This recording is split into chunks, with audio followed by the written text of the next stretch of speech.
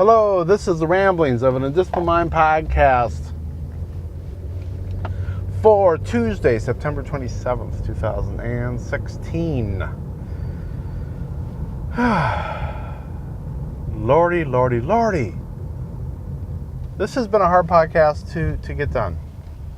I was mostly done with this thing. I got a phone call in the frickin' middle of it. And I'm kind of ticked off. And then I'm trying to back out of the parking spot I was just in. And there's some woman just kind of wandering around smoking a cigarette in the middle of a freaking parking lot. And another woman that parked like right in front of me here. And she's just sitting there staring at me as I'm hooking up all these microphones and crap. And it's just like, do I amuse you? So, I've decided that pod rage is receiving it, because the first time I did this, I got a phone call. I was like almost done.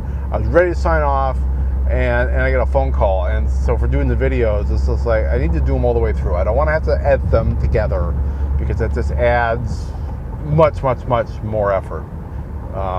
And so I'm just like, oh my god. Anyway, it is Tuesday, and I talk about what's in the news. It's News Tuesday. And of course, last night we had the debate. I haven't watched it yet. It's on the DVR. Gonna watch it. Maybe tonight. We'll see. So I've got some other stories to tell you, to talk about today. So I've got a friend who lives in, I think, kind of central California, and a pair of friends actually. And they've got big wildfires up there, and they've been posting some pictures of them. They're not close enough yet where they are in danger of their home like catching fire, but it's visible. And so the pictures are rather stunning because you got all the smoke rising from it, and it looks like, either depending on the angle and the wind and whatnot, it either looks like kind of like there's a tornado there, or it looks like a haboob, a big sandstorm rolling in. They're rather stunning. They've been warned that while they're not in any immediate danger of like their houses having problems, the air quality is affected, so they're warned to stay inside. So yeah, that's one reason. I can think of others not to live in California, I guess. So yeah, hopefully they get that contained and get it put out. On this, they showed a flyer from the city, and they give you the percentage of that they feel it is contained. And right now, this fire is at 0% contained. So yeah, they've got a lot of work to do on this fire yet. A lot of work to do. The other story I thought was interesting was one that also comes out of California. So I guess it's California news today. That really wasn't by design, but there was a law that was passed, and all approvals done in California, that will prevent sites like IMDb, which stands for the International Movie Database, from showing the ages of actors and actresses. And this was wanted, and I believe it was the union that really fought for this. And the reason is there's concern about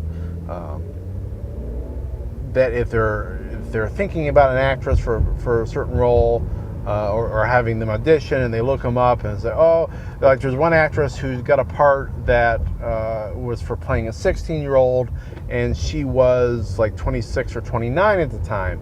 And she said if they had known that going in, they wouldn't even had her in for an audition. She would not have gotten the part that she got. It was on some existing TV show. I do not remember what. It's not one of the ones I watched.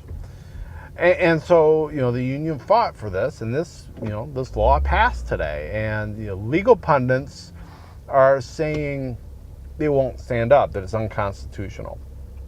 I think it's going to be interesting. It's going to be an interesting case to watch because, federal law mandates the hiring process. Typically you can't be doing anything based on age. You can't, and you're not allowed to ask, and I'm not supposed to tell, and all of that nonsense.